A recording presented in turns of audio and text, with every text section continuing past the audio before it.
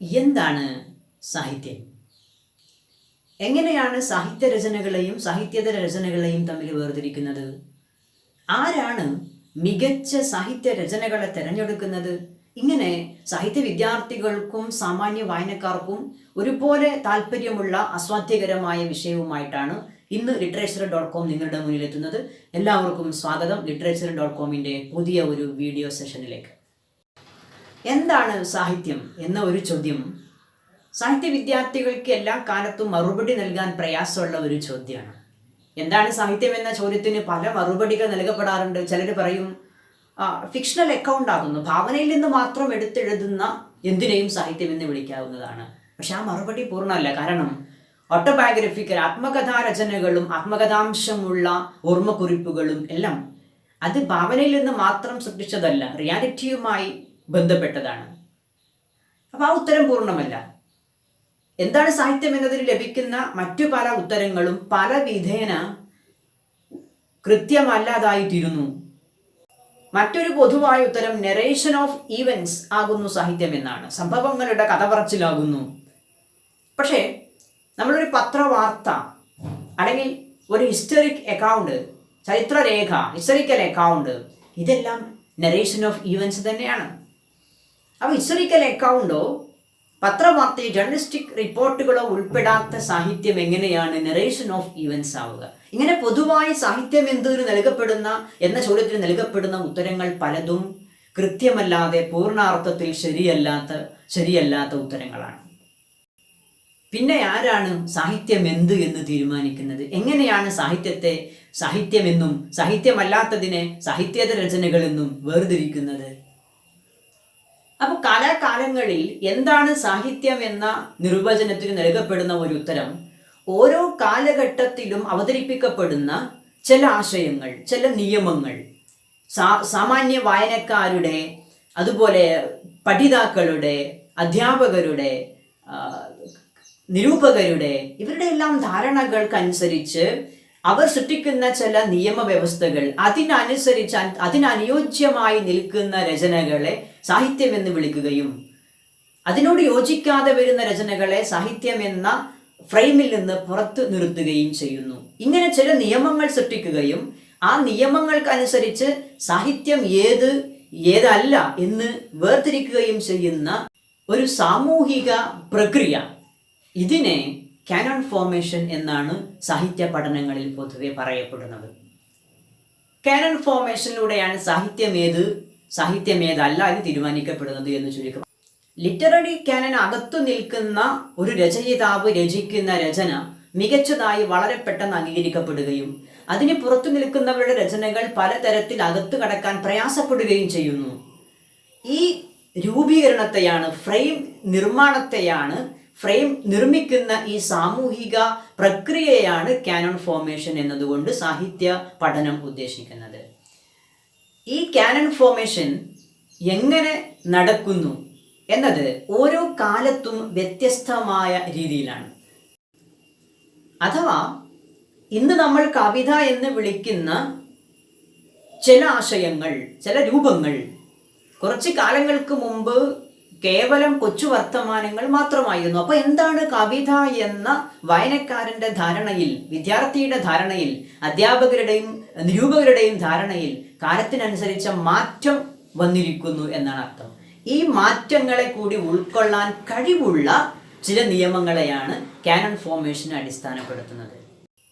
Canon ഫോർമേഷനെ കുറിച്ച് പറയുന്നതിന് തൊട്ട് മുമ്പ് കാനോൺ എന്ന പദത്തിന് ലിറ്റററി സ്റ്റഡീസിലുള്ള രണ്ട് വ്യത്യസ്ത റെഫറൻസ് ഞാൻ സൂചിപ്പിക്കാം. ഒന്ന്, ഒരു പ്രത്യേക രചയിതാവിൻ്റെ, ഒരു പ്രത്യേക ഓതറുടെ ഒഫീഷ്യലായി അംഗീകരിക്കപ്പെട്ടിട്ടുള്ള രചനകളെ സൂചിപ്പിക്കാൻ കാനോൺ എന്ന പദം ഉപയോഗിക്കാറുണ്ട്. ഉദാഹരണം, കാനോൺ ഓഫ് ഷേക്സ്പിയറിൻ്റെ രചനകളാണ് എന്ന് ഉറപ്പുള്ള രചനകളെയാണ് കാനോൺ ഓഫ് ഷേക്സ്പിയർ ഉൾപ്പെടുത്തുന്നത്. ഉറപ്പില്ലാത്ത രചനകളെ കാനൺ ഓഫ് ഷേക്സ്പിയറിൽ ഉൾപ്പെടുത്തില്ല. അതിനെ വേർതിരിക്കുന്നതിന് ഈ കാനൺ എന്ന പദം ഉപയോഗപ്പെടുത്തുന്നു. രണ്ടാമത്തേത് in Canon and out Canon, അതായത് കാനണിക്കലായ രചനകളും അല്ലാത്ത രചനകളും, കാനണിനകത്തുള്ള എഴുത്തുകാരും പുറത്തുള്ള എഴുത്തുകാരും. ഇതാണ് നമ്മുടെ യഥാർത്ഥ ചർച്ച. എങ്ങനെയാണ് ഈ കാനൺ എന്ന പ്രോസസ്സ്, സാമൂഹിക പ്രക്രിയ സാധ്യമാകുന്നത്? എങ്ങനെയാണ് ഒരു കവി കാനോൺ അകത്താവുന്നത്? എങ്ങനെയാണ് ഒരു എഴുത്തുകാരൻ മികച്ച എഴുത്തുകാരനായി സാഹിത്യരചയിതാവായി അംഗീകരിക്കപ്പെടുന്നത്? ഇതിന് പ്രധാനപ്പെട്ട ചില നിബന്ധനകൾ അല്ലെങ്കിൽ ചില ഘടകങ്ങളുണ്ട്. ആ ഘടകങ്ങളെ നമുക്ക് ചെറുതായൊന്ന് വിശകലനം ചെയ്യാം.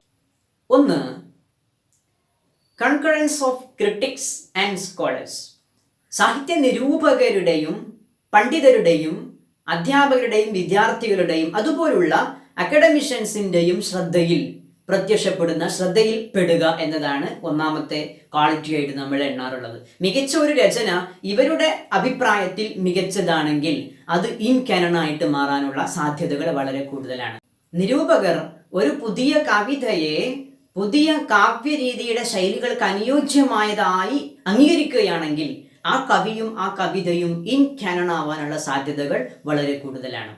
രണ്ടാമത്തെ ഘടകം പൊതുവായ അംഗീകാരമാണ്. അതായത് ക്രിട്ടിക്സും അഥവാ നിരൂപകരും പണ്ഡിതരും അംഗീകരിച്ചാൽ തന്നെ പലപ്പോഴും പൊതു വായനക്കാർക്കിടയിൽ അദ്ദേഹം ഒരു മികച്ച രചയിതാവോ പ്രശസ്തനായ എഴുത്തുകാരനോ ആയി അംഗീകരിക്കപ്പെട്ടുകൊള്ളണം എന്നില്ല, അല്ലെ?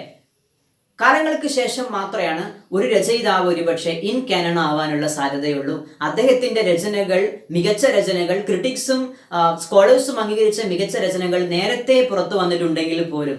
ഇപ്പോൾ പലപ്പോഴും ക്ലാസ്സുകളിൽ, സാഹിത്യ വിദ്യാർത്ഥികളുടെ ക്ലാസ്സുകളിൽ ഞാൻ ചോദിക്കാറുണ്ട്, ആടുജീവിതം വായിച്ചവർ എത്ര പേരുണ്ട്? മിക്കവാറും എല്ലാ കുട്ടികളും, സാഹിത്യ ക്ലാസ്സിലെ എല്ലാ കുട്ടികളും, BA ഇംഗ്ലീഷ് ആയാലും MA ഇംഗ്ലീഷ് ആയാലും എല്ലാ വിദ്യാർത്ഥികളും വായിച്ചിരിക്കുന്ന ഒരു രചനയായിരിക്കും. അപ്പൊ അടുത്ത ചോദ്യം ഞാൻ ചോദിക്കും, ആടുജീവിതത്തിന് ശേഷം ബെന്യാമിൻ സാറിന്റെ രചനകൾ വായിച്ചവർ എത്ര പേരുണ്ട്? ഒരു ക്ലാസ്സിൽ ഒരു പകുതിയിൽ, ശരാശരി നോക്കുകയാണെങ്കിൽ ഒരു പകുതിയോളം വിദ്യാർത്ഥികൾ പലപ്പോഴും ആടുജീവിതത്തിന് ശേഷവും പല രചനകളും, EMSഉം പെൺകുട്ടിയും പോലുള്ള രചനകളൊക്കെ വായിച്ചവരുണ്ടാവാറുണ്ട്. മൂന്നാമത്തെ ചോദ്യം ഞാൻ ചോദിക്കും, ആടുജീവിതത്തിന് മുമ്പ് ബെന്യാമിൻ സാറിന്റെ രചനകൾ വായിച്ചവർ എത്ര പേരുണ്ട്? എൻ്റെ അനുഭവത്തിൽ മിക്കവാറും ആരും ഉണ്ടാവാറില്ല. MA ക്ലാസ്സിൽ പോലും ആരും ഉണ്ടാവാറില്ല. ഇതിന്റെ കാരണം ഇത് ഈ സോഷ്യൽ അക്സെപ്റ്റൻസിന്റെ, പബ്ലിക് അക്സെപ്റ്റൻസിന്റെ ഒരു മികച്ച ഉദാഹരണമാണ്. ബെന്യാമിൻ എന്ന എഴുത്തുകാരൻ അദ്ദേഹത്തിന്റെ ക്രിട്ടിക്സും സ്കോളേഴ്സും അംഗീകരിച്ച പല രചനകളും നേരത്തെ പ്രസിദ്ധീകരിച്ചിട്ടുണ്ടെങ്കിൽ തന്നെ ആടുജീവിതം എന്ന നോവലിലൂടെയാണ് പബ്ലിക് അക്സെപ്റ്റൻസ് നേടിയത് എന്ന് നമുക്ക് പറയാൻ കഴിയും. അപ്പോൾ പബ്ലിക് അക്സെപ്റ്റൻസ് ഇൻ കാനൺ ആവുക എന്നതിൻ്റെ ഒരു ഘടകമാകുന്നു. പബ്ലിക് അക്സെപ്റ്റ് ചെയ്യുന്നത് പലപ്പോഴും അവരുടെ എക്സ്പീരിയൻസിൻ്റെയും അവരുടെ പുതിയ അനുഭവങ്ങളുടെയും അടിസ്ഥാനത്തിലായിരിക്കും. ഇപ്പോൾ ഉദാഹരണം, നമ്മൾ വെയിറ്റിംഗ് ഫോർ ഗോദോ എന്ന നാടകം, സാമുവൽ ബെക്കറ്റിന്റെ വളരെ പ്രശസ്തമായൊരു നാടകമാണത്. ഈ പ്ലേ, വെയിറ്റിംഗ് ഫോർ ഗോദോ എന്ന നാടകം എലിസബത്തൻ ഓഡിയൻസിന് മുന്നിൽ അവതരിപ്പിച്ചാൽ എന്ത് സംഭവിക്കും? തീർച്ചയായിട്ടും വെയിറ്റിംഗ് ഫോർ ഗോദോ ഒരു മികച്ച നാടകമാണെന്ന് ഒരിക്കലും എലിസബത്തൻ ഓഡിയൻസ് അംഗീകരിക്കാൻ സാധ്യതയില്ല. അതേസമയം എലിസബത്തൻ ഓഡിയൻസ് നാടകത്തെക്കുറിച്ച് അറിവില്ലാത്തവരാണോ? ഒരിക്കലുമല്ല. നാടകകൃത്തുക്കളുടെ ഗുരു എന്ന് വിശേഷിപ്പിക്കാവുന്ന വില്യം ഷേക്സ്പിയറിന്റെ നാടകങ്ങളെ നേരിട്ട് ആസ്വദിക്കുകയും കൈയടിക്കുകയും ചെയ്ത ഓഡിയൻസ് ആണ് എലിസബത്തൻ ഓഡിയൻസ്. പിന്നെന്താണ് വെയിറ്റിംഗ് ഫോർ ഗോദോ എന്ന നാടകം അവർക്ക് അംഗീകരിക്കാൻ കഴിയാത്തത്? അവർക്ക് രണ്ടാം ലോക മഹായുദ്ധം എന്ന അനുഭവം ഇല്ലാത്തത് കൊണ്ടാണ്. കാരണം രണ്ടാം ലോക മഹായുദ്ധത്തിന് ശേഷം ഉണ്ടായ മനുഷ്യന്റെ ജീവിതത്തിന്റെ കഥയില്ലായ്മയെ, യുക്തിയില്ലായ്മയെ, എത്തും പിടിയുമില്ലായ്മയെ ചിത്രീകരിക്കുന്ന ഒരു മികച്ച രചനയാണ് waiting for Godot. Waiting for Godot, Godot എന്നാൽ ആരാണ്? അയാൾ വരൂ ഇല്ലയോ? നീ എന്താണ് ഇങ്ങനെ സംസാരിക്കുന്നത്? എന്താ അങ്ങനെ ചെയ്യുന്നത്? ഒന്നിനും ഒരു ലോജിക്കും ഇല്ലാത്ത ഈ കഥാതന്തു പിടികിട്ടണമെങ്കിൽ രണ്ടാം ലോക മഹായുദ്ധം എന്ന എക്സ്പീരിയൻസ് ഉള്ള ഒരു ജനം ആയിരിക്കണം. ആ എക്സ്പീരിയൻസ് ഇല്ലാത്തത് കൊണ്ടാണ് ഷേക്സ്പിയറിന്റെ നാടകങ്ങൾക്ക് കൈയടിച്ച എലിസബത്തൻ ഓഡിയൻസ് പക്ഷേ വെയിറ്റിംഗ് ഫോർ ഗോദോ അംഗീകരിക്കാൻ സാധ്യതയില്ല എന്ന് ഞാൻ അഭിപ്രായപ്പെട്ടത്. അപ്പോൾ ജനങ്ങളുടെ രാഷ്ട്രീയപരമായ കാരണങ്ങൾ കൊണ്ടോ മറ്റേതെങ്കിലും കാരണങ്ങൾ കൊണ്ടോ ഉള്ള അനുഭവങ്ങളെ അടിസ്ഥാനപ്പെടുത്തിയാണ് പൊതു മനസ്സാക്ഷി, പൊതുബോധത്തിൽ എന്താണ് നാടകം, എന്താണ് നോവൽ, എന്താണ് കവിത എന്നിങ്ങനെയുള്ള ആശയങ്ങൾ രൂപപ്പെടുന്നത്. ഈ ആശയങ്ങൾക്കനുസരിച്ചാണ് പബ്ലിക് അക്സെപ്റ്റൻസ് ഉണ്ടാകുന്നത്. ഇത് ഒരു രചനയായാലും ഒരു രചയിതാവായാലും ഒരു വിഭാഗമായാലും ഇങ്ങനെ തന്നെയാണ്. ഇപ്പൊ നോവലിനെ കുറിച്ച് നമ്മൾ പറഞ്ഞു, നോവൽ സാഹിത്യം ആരംഭിക്കുന്നത് 19-ാം നൂറ്റാണ്ടിലാണ്. 19-ാം നൂറ്റാണ്ടിൽ നോവൽ സാഹിത്യം പുറത്തു വരുമ്പോൾ ഇതൊരു മികച്ച രചന, ഇതൊരു സാഹിത്യ രൂപമായിട്ട് അംഗീകരിക്കുക തന്നെ സാധ്യമായിരുന്നില്ല. പിന്നീട് ക്രിട്ടിക്സിൻ്റെയും സ്കോളേഴ്സിൻ്റെയും ഇടപെടലിൻ്റെ മുൻപേ തന്നെ മികച്ച പബ്ലിക് അക്സെപ്റ്റൻസ് കിട്ടിയത് കൊണ്ടാണ് നോവൽ എന്ന ആഖ്യായിക എന്ന ഒരു സാഹിത്യ രൂപം മികച്ചതായിട്ട് എണ്ണപ്പെട്ടത്, ഇൻ കാനൺ ആയിട്ട് മാറിയത്. ഒരുപാട് വിഭാഗങ്ങൾ, ഒരു വിഭാഗത്തിൽ തന്നെ ഒരുപാട് ഇനങ്ങൾ ഇങ്ങനെ തഴയപ്പെട്ടവയുണ്ട്. ഇപ്പോൾ ഉദാഹരണത്തിന് മെറ്റാഫിസിക്കൽ പോയം 17-ാം നൂറ്റാണ്ടിലാണ് ജോൺ ഡൺ, ആൻഡ്രി മാർബൽ പോലുള്ള മെറ്റാഫിസിക്കൽ പോയറ്റ്സിന്റെ മികച്ച കവിതകൾ പബ്ലിഷ് ആകുന്നത്. പക്ഷേ ഈ രൂപങ്ങൾ കവിതയുടെ രൂപങ്ങളായിട്ട് അംഗീകരിക്കാൻ ഇൻ കാനൺ ആവാൻ, കാനോണിക്കൽ ആവാൻ സാധ്യമല്ലായിരുന്നു. പിന്നീട് 19-ാം നൂറ്റാണ്ടിന്റെ അവസാനത്തിലും 20-ാം നൂറ്റാണ്ടിന്റെ ആദ്യത്തിലുമൊക്കെയായി നിരൂപകരുടെ, ന്യൂ ക്രിട്ടിക്സിന്റെ ക്ലിയന്റ് ബ്രൂക്സിനെ പോലെ, ടി.എസ്. എലിയട്ടിനെ പോലുള്ള, എഫ്.ആർ. ലേവിസിനെ പോലുള്ള ആളുകളുടെ രചനകളിലൂടെയാണ് മെറ്റാഫിസിക്കൽ പോയറ്റ്സ് കാവ്യ പഠനത്തിലേക്ക് വരുന്നതും അംഗീകരിക്കപ്പെടുന്നതും. ഇന്ന് നമ്മൾ സിലബസിൽ, എല്ലാ സിലബസുകളിലും മെറ്റാഫിസിക്കൽ പോയറ്റ്സ് നമ്മൾ പഠിച്ചുകൊണ്ടിരിക്കുന്നു.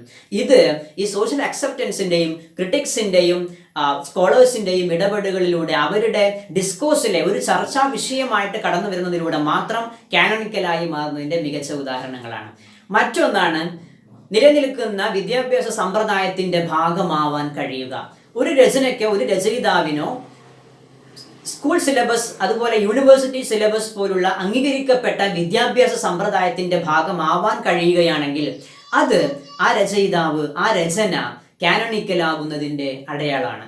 ഇങ്ങനെ എന്താണ് സാഹിത്യം എന്ന ധാരണ അതത് കാലഘട്ടത്തിൽ ജീവിച്ചു കൊണ്ടിരിക്കുന്ന ജനങ്ങളുടെ അനുഭവങ്ങൾക്കും അവരുടെ ധാരണകൾക്കും അവർ രൂപപ്പെടുത്തിയിരിക്കുന്ന അവരുടെ സാമൂഹിക രാഷ്ട്രീയ സാഹചര്യങ്ങൾക്കും അനുസരിച്ച് വ്യത്യാസപ്പെട്ടുകൊണ്ടിരിക്കും.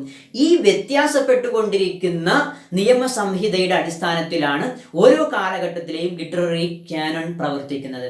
അതുകൊണ്ടാണ് ഞാനൊരു കവിത എഴുതുന്നതോ നിങ്ങളൊരു കവിത എഴുതുന്നതോ നാളെ ഒരു മികച്ച മാഗസിനിൽ പബ്ലിഷ്ഡ് ആവാത്തത്. കാരണം ഞാനും നിങ്ങളും ഔട്ട് ഓഫ് കാനൺ ആകുന്നു. ലിറ്റററി കാനൺ എന്നാൽ എന്താണ്, എന്തൊക്കെ അടിസ്ഥാനപ്പെടുത്തിയാണ് ലിറ്റററി കാനൺ ഫോം ചെയ്യപ്പെടുന്നത് തുടങ്ങിയതിനെ കുറിച്ച് ഒരു ചെറിയ ധാരണ നിങ്ങൾക്ക് ഉണ്ടായിരിക്കും എന്ന് വിശ്വസിക്കുന്നു. ഇനി ഇതിൽ ശ്രദ്ധിക്കേണ്ട ഒരു വിഷയം, ഇത് പലപ്പോഴും ഡിസ്ക്രിമിനേറ്റഡ് ആയ ചില അവസരങ്ങൾക്ക് സാക്ഷ്യം വഹിച്ചിട്ടുണ്ട്. ഉദാഹരണത്തിന് ആദ്യകാല രചനകളിൽ കണ്ടന്റായി വന്നിരുന്ന കാര്യങ്ങൾ സാധാരണക്കാരുടേതല്ലായിരുന്നു, എലീറ്റ് ക്ലാസിൻ്റേത് മാത്രമായിരുന്നു. അത് ഇംഗ്ലീഷ് ലിറ്ററേച്ചർ ആയാലും മലയാളം ലിറ്ററേച്ചർ ആയാലും അങ്ങനെ തന്നെയാണ് കാണുക. മലയാള സാഹിത്യത്തിൽ ആദ്യകാല കവിതകളിൽ ഭക്തി കാണാം, വിശപ്പ് കാണില്ല, അല്ലെ? വേദനയും ദാരിദ്ര്യവും പ്രത്യക്ഷപ്പെട്ടിട്ടില്ല. സ്ത്രീ വർണ്ണന കാണാം, പക്ഷേ വിശപ്പിന്റെ വർണ്ണന പ്രത്യക്ഷപ്പെട്ടിട്ടില്ല. കാലങ്ങൾ ഒരുപാട് കഴിഞ്ഞാണ് ദുഃഖവും വേദനയും, പ്രണയവിരഹമല്ലാത്ത വേദനകളും ദാരിദ്ര്യത്തിന്റെ ദുഃഖവും ഒക്കെ കവിതകൾ പ്രത്യക്ഷപ്പെടുന്നത്. ഇംഗ്ലീഷ് സാഹിത്യത്തിലും യൂറോ അമേരിക്കൻ കണ്ടന്റുള്ള രചനകൾ മാത്രമാണ് ആദ്യകാലത്ത് ഇൻ കാനൺ ആയിരുന്നത്. അതിന് പുറമെ പലതരത്തിലുള്ള ഡിസ്ക്രിമിനേഷൻസ് നമുക്ക് ഈ സാഹിത്യത്തിലും അല്ലെങ്കിൽ ലിറ്റററി കാനണിന്റെ രൂപീകരണത്തിലും കാണാവുന്നതാണ്. സാഹിത്യ ചരിത്രം പരിശോധിക്കുകയാണെങ്കിൽ സ്ത്രീകളുടെ സാന്നിധ്യം ആദ്യ കാലഘട്ടത്തിൽ വളരെ കുറവായി കാണാം. 19-ാം നൂറ്റാണ്ടിൽ പോലും നോവൽ രചനയുടെ ആരംഭം വരെ എത്തിയിട്ട് പോലും ബ്രോണ്ടി സിസ്റ്റേഴ്സിനെ പോലുള്ള, അതേപോലെ മാരി ആൻഡ് ഇവാൻസിനെ പോലുള്ള രചയിതാക്കളൊക്കെ പലപ്പോഴും മെയിൽ സ്യൂഡനിം ഉപയോഗപ്പെടുത്തിയിട്ടാണ് എഴുതിയിരുന്നത്, അല്ലെ? അപ്പോൾ സ്ത്രീ എഴുതുന്നത് സാഹിത്യമായിട്ട് അംഗീകരിക്കാനുള്ള ഒരു മനസ്സ് പോലും പല കാലഘട്ടങ്ങളിലും ഉണ്ടായിരുന്നില്ല. അതുപോലെ lower caste people, black people, Indian കോണ്ടെക്സ്റ്റിൽ പറയുകയാണെങ്കിൽ ദളിറ്റ്സ്, അവരെഴുതുന്ന രചനകളൊന്നും പലപ്പോഴും സാഹിത്യം എന്ന രൂപത്തിന്റെ ഫ്രെയിമിന്റെ അകത്തേക്ക് കടന്നു വന്നിരുന്നില്ല. പിന്നീട് പല കാരണങ്ങൾ കൊണ്ട്, നിർബന്ധിക്കപ്പെടുന്നത് കൊണ്ട്, മനുഷ്യരുടെ ധാരണകളിൽ വരുന്ന മാറ്റങ്ങൾക്കനുസരിച്ച്, അവരുടെ സിദ്ധാന്തങ്ങളിലും വിശ്വാസങ്ങളിലും വന്ന മാറ്റങ്ങൾക്കനുസരിച്ചാണ് സാഹിത്യം എന്തിനെ കുറിച്ച് എഴുതുന്നതാണ് സാഹിത്യം, ആരെഴുതുന്നതാണ് സാഹിത്യം, എങ്ങനെ എഴുതുന്നതാണ് സാഹിത്യം, ഇങ്ങനെയുള്ള ചോദ്യങ്ങളുടെ ഉത്തരങ്ങൾക്ക് മാറ്റം വന്നത്. ഈ മാറ്റത്തിനനുസരിച്ച് ലിറ്റററി കാനൺ മാറിക്കൊണ്ടേയിരിക്കുന്നു. അതുകൊണ്ട് സാഹിത്യം എന്ത് എന്ന നിർവചനം ഒരു കാലഘട്ടത്തെ അടിസ്ഥാനപ്പെടുത്തി മാത്രമാണ് കൃത്യമായി നിർവചിക്കാൻ കഴിയൂ. അതേസമയം ഓരോ കാലഘട്ടത്തിലെയും ജനങ്ങൾ, ആ കാലഘട്ടത്തിലെ വായനക്കാർ, പണ്ഡിതർ, നിരൂപകർ, വിദ്യാർത്ഥികൾ തുടങ്ങിയവർ അംഗീകരിച്ചിട്ടുള്ള റൂൾസിന് അനുയോജ്യമായി നിൽക്കുന്ന രചനകളാകുന്നു സാഹിത്യം എന്ന മറുപടിയാണ് ഏകദേശം ശരിയായി നിൽക്കുന്ന മറുപടി. സാഹിത്യത്തിൻ്റെ രൂപഭേദങ്ങളെക്കുറിച്ചും അംഗീകാരങ്ങളെക്കുറിച്ചും എൻ്റെ അഭിപ്രായ പ്രകടനങ്ങളെ കേൾക്കുമ്പോൾ നിങ്ങൾക്കൊരു പക്ഷെ തോന്നുന്നുണ്ടാകും, അതങ്ങനെ ഇങ്ങനെയും ആകാമല്ലോ എന്ന്. നിങ്ങൾക്ക് സാഹിത്യം എന്ത് എന്ന നിർവചനത്തിന് നിങ്ങളുടേതായ സ്വാതന്ത്ര്യമുണ്ട്. അതാണ് സത്യത്തിൽ സാഹിത്യം. Thank you.